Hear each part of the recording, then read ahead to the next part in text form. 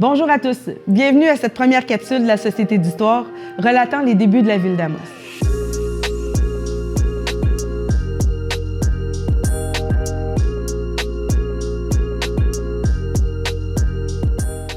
Courage, espoir, volonté. Sans cela, il est bien difficile de bâtir à partir de rien. Il faut planifier ce nouveau territoire. Arpenteurs, colons et religieux sont là pour mettre en place une nouvelle communauté. La richesse du Nord québécois attire les arpenteurs et géologues.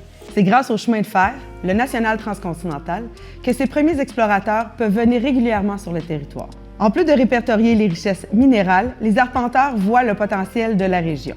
La forêt est vaste. C'est donc dès 1908 que les gens s'installent le long du chemin de fer. Avec cet afflux de gens, l'Église ne peut se permettre de laisser ses bons chrétiens sans présence de prêcheurs pour absoudre tout péché. L'année 1912 marque le véritable point de départ de la colonisation de manière organisée. La définition des lots d'Amos se dessine tranquillement au cours de l'année.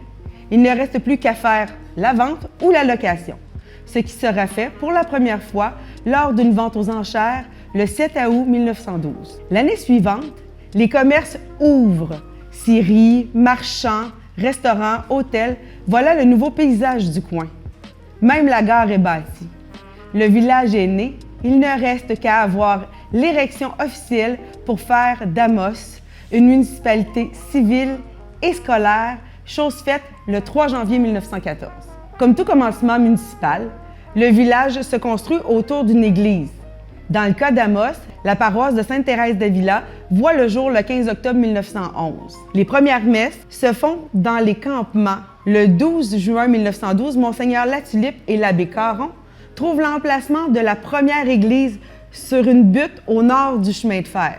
Pour desservir les chrétiens, dès le mois d'août 1912, la mission est confiée à l'abbé Joseph-Oscar Viateur du Domaine, qui revient à chaque mois pour prédiquer. Et le 10 septembre 1913, il s'établit définitivement à Amos. La construction de la chapelle-école en 1913 marque une nouvelle étape. La première messe est célébrée le 21 décembre. Une deuxième étape est la mise en place de l'école où une messe inaugure les classes le 27 janvier 1914. En mai 1915, la paroisse Sainte-Thérèse obtient une érection canonique et le 31 octobre, les marquillés pour administrer la paroisse sont élus. Les années passent, le chiffre de la population explose entre 1916 et 1918. Le 11 août 1918, un comité se forme pour étudier la construction d'une nouvelle église. L'abbé du domaine veut quelque chose à l'épreuve du feu et à coût abordable. De plus, l'abbé caresse un rêve, que cette future église puisse devenir une cathédrale. Il y a alors un échange entre l'abbé et l'architecte Aristide Beaugrand-Champagne. Ce dernier semble avoir la réponse toute trouvée à ces critères. Selon les dires de l'architecte, après la construction, aucune modification ne sera faite à l'église pour devenir une cathédrale. C'est donc en 1922 que débute la construction de cette cathédrale, aux allures romano-byzantines, faite de béton et ayant une coupole mesurant 100 pieds de diamètre. Et le 18 juillet 1923, on inaugure l'église. Pour faire suite à la mise en place de la municipalité et de sa paroisse, il est important d'instruire les jeunes gens. La première institutrice à dispenser les cours à la chapelle-école est Aurore Lafleur, qui a pour tâche également d'entretenir les lieux.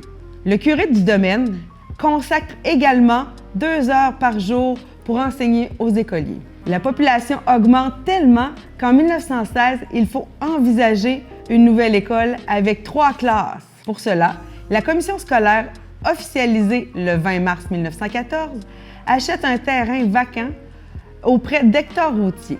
L'abbé du domaine, quant à lui, fait des démarches auprès des sœurs de l'Assomption de la Sainte Vierge de Nicolet et 4 religieuses viennent rejoindre le corps enseignant d'Amos.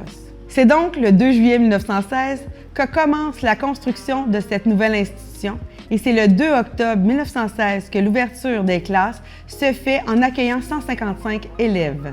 La première école Sainte-Thérèse au couvent est ouverte. Cependant, alors que les religieuses, maintenant au nombre de 5, enseignent à 208 élèves, l'école est la proie des flammes le 8 décembre 1919. Mais rien n'arrête les citoyens de la ville et le 18 avril 1920, ils décident de rebâtir l'école. Cette nouvelle école est bénie par le curé le 2 janvier 1921 et l'édifice peut recevoir 357 élèves. Il faudra attendre 1925 pour qu'une école de 4 classes et dédiée à l'éducation des garçons soit construite sous le nom de l'école Saint-Viateur. Les débuts d'Amos ne sont pas noirs ou blancs. Ils sont ponctués d'incertitudes, d'embûches et d'espoir. Rien ne peut arrêter ces nouveaux arrivants. Non, rien, même pas la forêt. Et je vous invite à regarder la prochaine capsule qui parlera des entreprises et des magasins du début de la ville d'Amos. À bientôt!